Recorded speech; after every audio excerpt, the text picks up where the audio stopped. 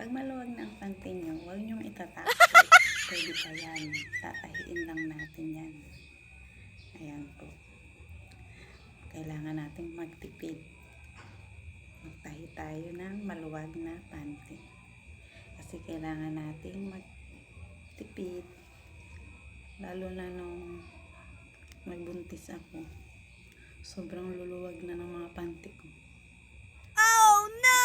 Hindi ako makabili. Walang pangbili. Kaya ang ginagawa ko, ganito po ang gawa ko noon. Aking tatahiin lang para may maisuot ulit. At maginhawa po isuot yung mga maluluwag na panty. Komportable isuot, lalo na pag matutulog. Masarap isuot yan. Kasi malambot at maluwag na siya. Pero kailangan natin i-retouch yan para hindi malaglag sa atin kasi lumuluwag na nga.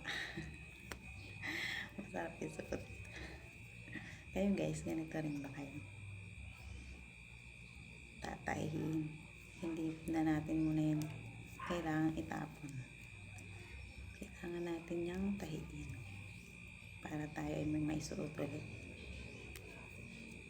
Ayoko kaya magtapon ng mga damit kasi nanghihinayang ako.